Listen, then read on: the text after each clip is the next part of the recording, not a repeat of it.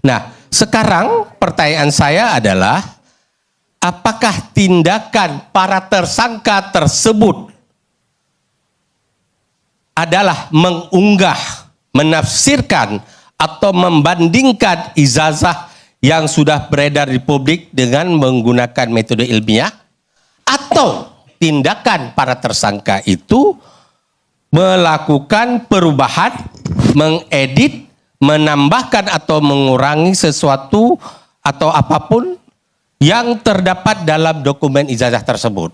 Kalau yang B, yang terakhir yang saya baca, maka mereka bisa dikenakan pasal 32 dan 35 kalau bisa dibuktikan perbuatannya.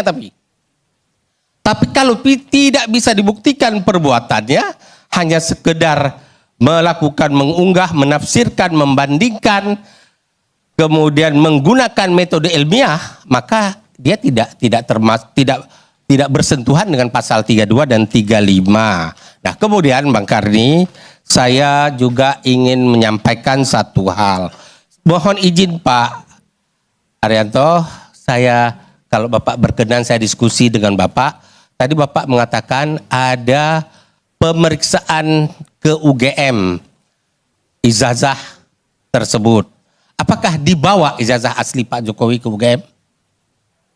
Kan tadi Bapak mengatakan, saya mendengar, saya mencatat, tapi mungkin saya salah mencatat. Ada pemeriksaan ke UGM yang dilakukan oleh penyidik untuk melihat ijazah Pak asli itu asli apa tidak?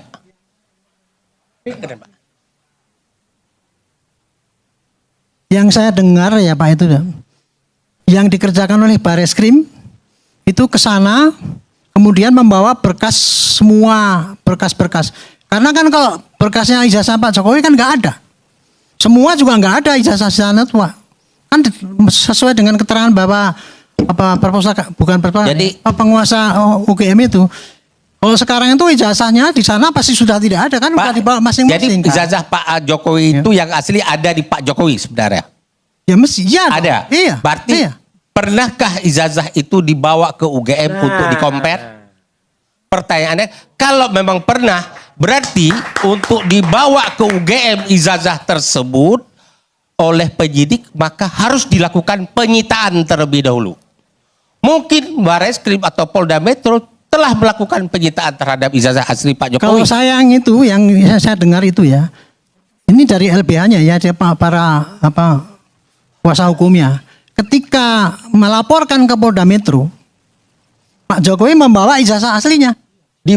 Diserahkan. Berarti ada penyitaan. Sudah, saya kira kalau ada penyitaan, maka terhadap barang tersebut harus sudah dimintakan izin dari Ketua Pengadilan Negeri Jakarta Selatan. Berarti memang ada izin dari Ketua Pengadilan Negeri Pengadilan Selatan. Berarti sekarang ijazah Pak Jokowi yang asli di bawah penyitaan Polda Metro Jaya. Iya.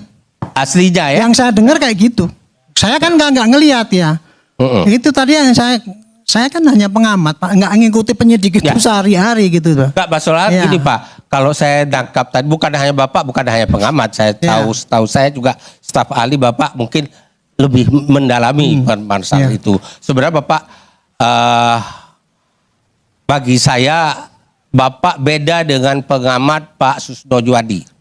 Pak Susno Juwadi itu kan hanya pengamat dari pensiunan kepresidenan, tapi Bapak selain pengamat juga salah seorang staf ahli kalau nggak salah di kepolisian. Saya penasihat ahli bukan. Penasihat ahli. Penasihat ahli tentu punya akses untuk mendapatkan informasi-informasi yang lebih akurat gitu. Nah, dalam kaitan ini maka sebenarnya Pak, saya kembali ke sepakat gini. Pak Roy Suryo, saya mengajukan pertanyaan kepada Pak Roy Suryo dan tim lawyernya ini. Siap. Tadi kan ada ijazah Pak Jokowi yang kita dengar juga dari lawyernya mengatakan sudah diserahkan ke Polda Metro. Baik. Nah, kalau Pak Jokowi, Polda Metro mempertemukan restoratif justice, kan sekarang boleh dilakukan upaya restoratif justice, ya, dipertemukan Bapak dengan Pak Jokowi di Polda Metro, ini ijazahnya, Roy Suryo silakan periksa, verifikasi, ternyata Anda keliru terhadap tuduhan Anda selama ini. Pak Jokowi menuntut, ya sudah, kalau ada keliru, minta maaf, saya maafkan. Anda bersedia minta maaf? Kalau saya keliru, karena penelitian itu juga keliru, karena softwarenya keliru, saya bersedia minta maaf. Tapi kalau ternyata ijazah itu memang palsu, dan itu kita teliti, Jokowi yang harus minta Jangan maaf. yang kedua dulu, yang pertama dulu. Anda bersedia minta maaf? Bersedia kalau memang saya salah. Tapi insya Allah penelitian ini tidak salah. Oke. Masih insya Allah ya. Iya. Oke, kalau begitu Pak, saya berharap sebenarnya Polda Metro Pak Jokowi menjembatani peraturan Kapolri, termasuk mungkin Pak Arianto tadi untuk melakukan upaya restoratif justice, mempertemukan para pihak di Polda Metro, melihat ini ijazah aslinya, Anda Roy Suryo silakan. Sehingga nama Pak Jokowi juga bersih di publik sekarang. Kalau daripada kayak begini dibawa kepada berapa ratus orang lagi mau dibawa menjadi tersangka. Semakin banyak dibawa menjadi tersangka, semakin liar persepsi publik terhadap Pak Jokowi. Selesaikan dengan cara itu. Pak Jokowi ini mantan Presiden Republik Indonesia. 10 tahun loh beliau mengabdi, mengorbankan waktu, tenaga, pikiran, dan kesempatan-kesempatan lainnya bersama cucu.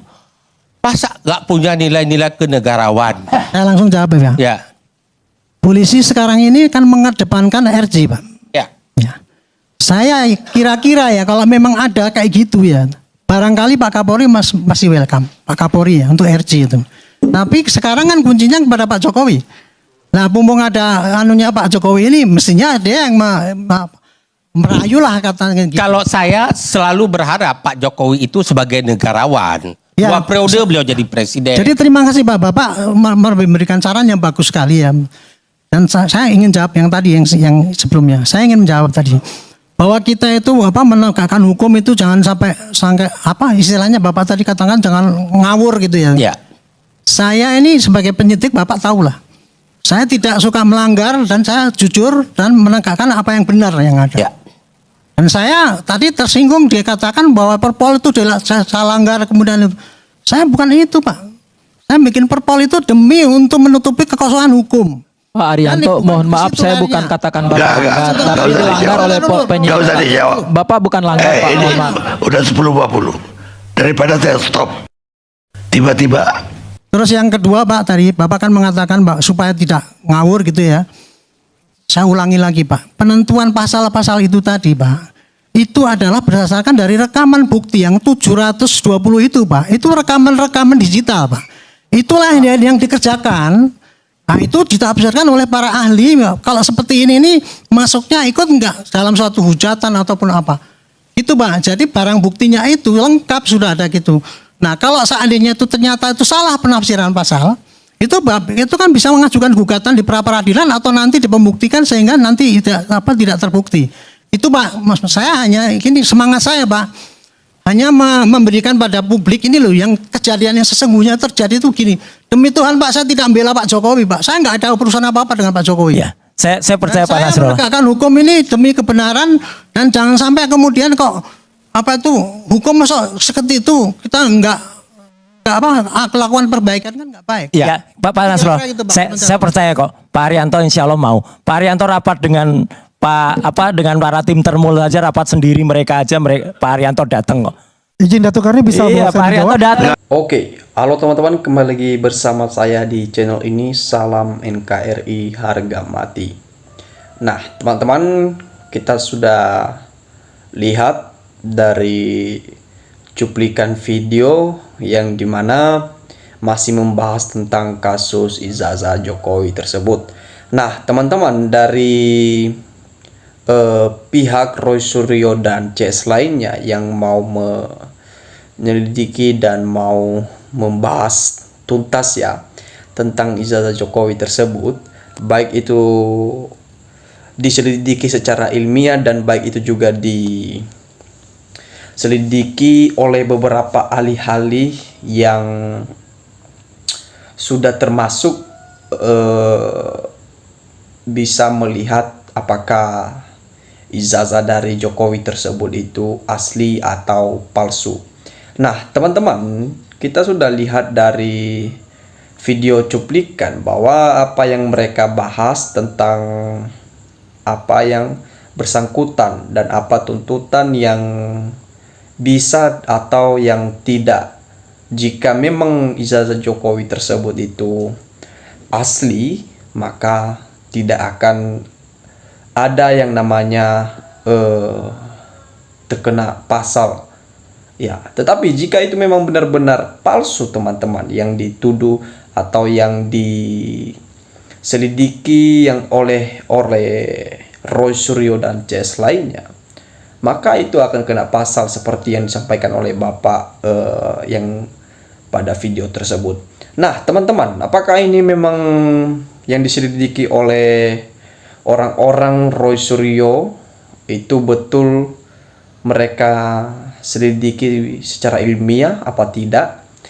Tetapi teman-teman, banyak orang-orang yang sudah menganggap ijazah Jokowi tersebut itu palsu ya. Nah, teman-teman, ini ada beberapa komentar juga ya dari netizen kita yang sudah merasakan dan sudah melihat dari apa mulai tuntutan tentang kasus ijazah Jokowi tersebut. Nah, teman-teman, ini malah Jokowi tidak pernah disentuh oleh beberapa pihak, walaupun banyak orang yang mempermasalahkan tentang kasus atau ijazahnya tersebut itu ya, teman-teman ya. Apakah ini juga salah satu cara ya dari Jokowi untuk tidak mau merepotkan ya, teman-teman ya, agar tidak dibahas lagi atau agar tidak diungkit lagi ya. Ini ada yang mengatakan semua umatnya Nabi Jokowi sangat menilai nabinya. Hai ternaknya Jokowi, kamu coba pikir ya, seandainya ijazah nabimu asli, buat apa buang-buang uang untuk membayar pengacara, membayar orang untuk melindungi ijazahnya Jokowi? Kalau memang asli, tinggal tunjukkan saja, selesaikan ya.